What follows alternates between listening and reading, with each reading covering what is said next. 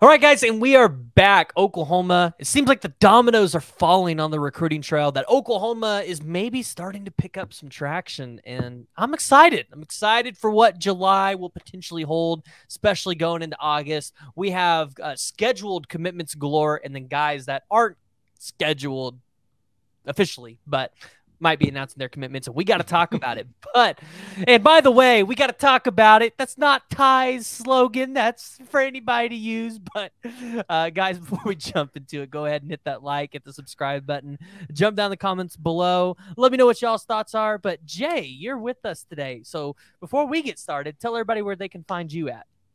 What's good, everybody? Y'all know me, Jay Smith, Unfair Sports, frequent visitor with PG. It's been a bit, but we're getting back on track now that we're past official visit season and vacation season. Once the football season hits, you'll see a ton of me on the channel. So, man, I'm glad that you had me today. All right, let's go ahead and turn to the defensive line. And Jay, this is coming out on Wednesday, so I feel like we can go ahead and go down this rabbit hole. And I know if y'all were interacting with me on Twitter on Wednesday, y'all might have heard me talking about a very specific recruit and being like, who is this? I submitted my own future cast or whatever you want to call it. And let's just say it. The recruit liked it. So Jayden Jackson, I've told you guys, I thought for a long time he ends up in Oklahoma's class one way or another, whether he commits to Texas or whatever school that is on the 13th. And then by early signing day or national signing day, he's in this class with David Stone, Williams Nwaneri, and Nigel Smith. And ultimately, if you land those guys on your interior defensive line, I don't think there's any question that that is one of the best defensive lines that Oklahoma has ever recruited and gotten into the school, because you're going to have two top 10 defensive linemen, and you'll have another one in the top 100, and then you'll probably have by the end of the cycle top 200 guy as well in Jayden Jackson. So, Jay, give me some of your thoughts around that recruitment and kind of, I guess, what is your prediction? Make yourself look good. Oh, he's going to be a Sooner. Like you said, regardless, one way or another, he's going to end up in Oklahoma. But I do think that he commits there. So this comes out Thursday before the commitment, which is on Thursday at 4 o'clock Central Time.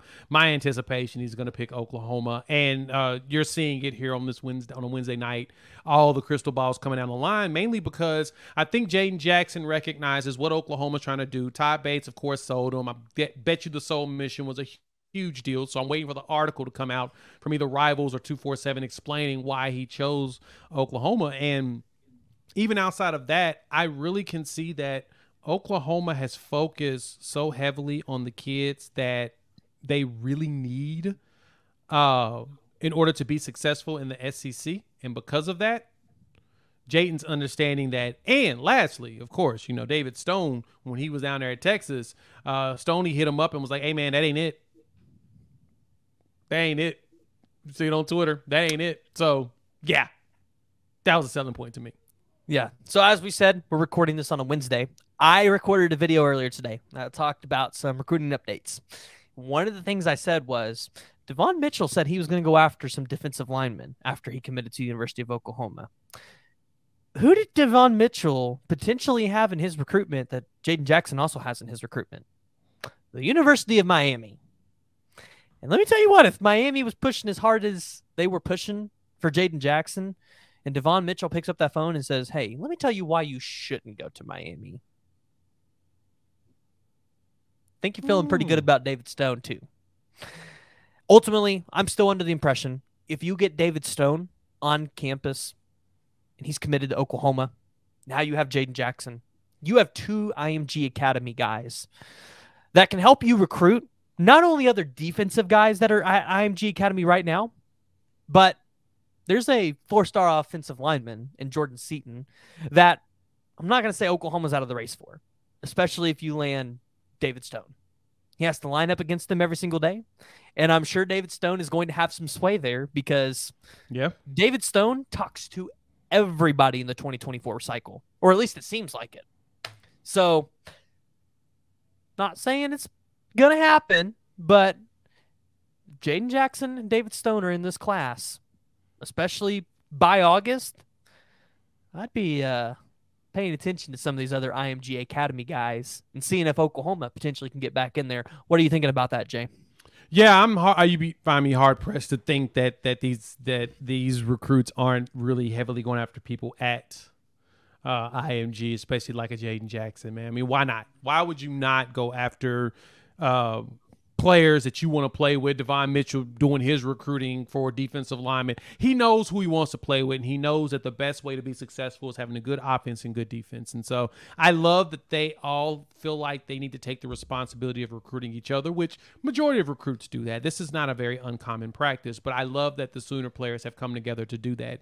I mean, I've heard about players basically recruiting each other at these events at Oklahoma, like Champion Barbecue, and I bet you Party at the Palace is going to be full of stuff. And so, we'll be going live on that Sunday after the Palace because there's going to be at least a couple of announcements. My anticipation is that there'll be a few announcements coming down the line. It's going to be like, all right, guys, time to get excited. And of course, I'm going to be stoked because, yeah, there's going to be some big names coming in and hopefully happening on that date. And so, yeah, I love that these players they're taking it super serious, and that just warms my heart overall.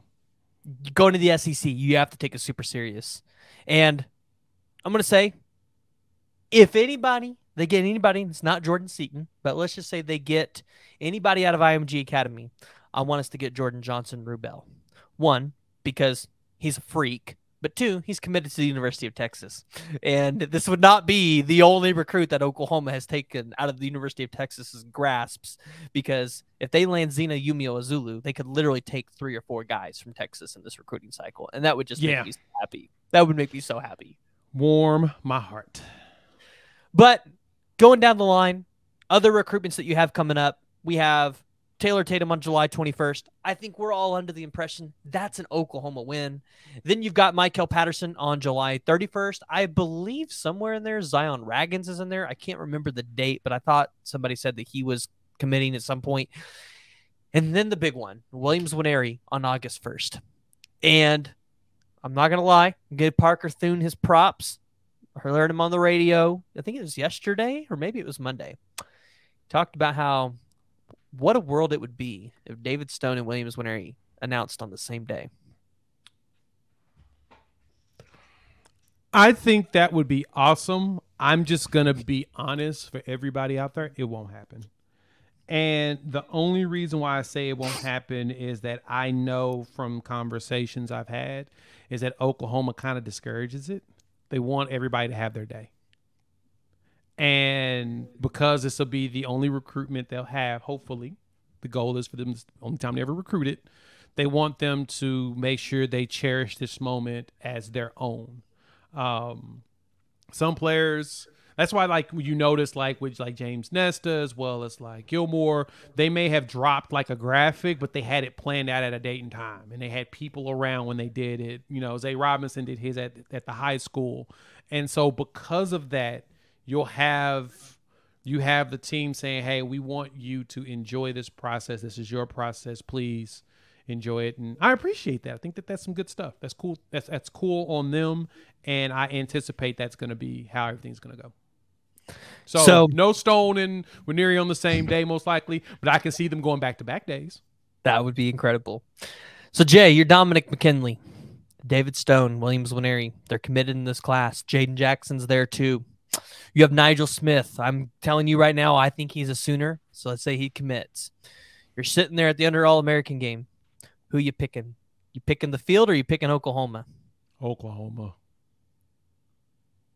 Oklahoma versus the world, baby. Look at what they're doing. Come on now. Oklahoma versus the world. Love to hear it. So before we leave the defensive line, I want to ask an interesting question. Because let's say you do land a David Stone, and you land the Williams Winery the world. You land Zena Yumio Zulu. You already have Wyatt Gilmore. We all expect Williams Winery to probably play defensive end. Where does Danny Okoye sit? Is he still a part of this class? Because that defensive end room, it looks full at that point. But I feel like Danny Okoye is a take regardless, right? State of Oklahoma kid, top player. According to some sites, top player, but is he a take? Do you let him go to Texas? Do you let him go to Alabama? Or do you push somebody out of that room? Do you push a commit out? Oh no. Oh no. See, there's no pushing commits out. There's no pushing commits out on. Put it like this, and we've talked about this before. For last season and this season, officially, there's no cap to how many recruits you bring in right now. Your cap is your 85-man scholarship. And so based upon how many players you have on the roster at the time, whenever these players come in, you may have to start doing some cycling. And at that point, honestly, you will start seeing players hit the transfer portal. So do not be surprised next summer if there is a flux of transfers, because we'll be going younger and more skilled.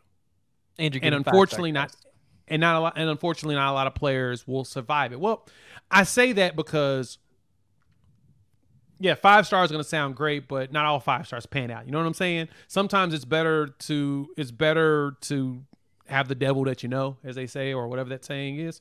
If you have players that you know are talented and you've seen them develop, you've developed those 3 stars into upper 4-star type players, you're probably going to hang on to them more so than try to take a new 5-star in, because you know what you got in front of you.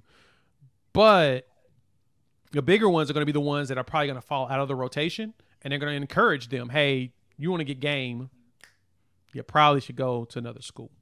If you're cool with sticking around, we can make you a walk-on, and you can stick around that way. So you're going to see some of that cycle stuff coming, because that's what happens. Coaches actually encourage these kids to hit the portal way more than y'all think. A lot of times it ain't the kids saying they don't want to compete. It's a numbers game, because you got to have a certain amount of scholarships, and also it's going to be coaching staff saying, hey, man, we got a guy that's better. Actually, he's playing better than you, so we may need to let you go. Well, and to point or to help explain that a little bit better to people, scholarships are only guaranteed for a year. So every year, those scholarships for everybody on that team get reevaluated. Now, obviously, some people are just no-brainers. So, yes, when a coach calls you in, they do tell people, if you want a scholarship, you're probably going to have to go somewhere else. Yeah. It happens. It happens. And it's tough. I'm sure it's a tough conversation to have, but it's no different than getting called in your boss's office and said, hey, your performance isn't there. We're going to have to let you go. It's no difference. It's no different.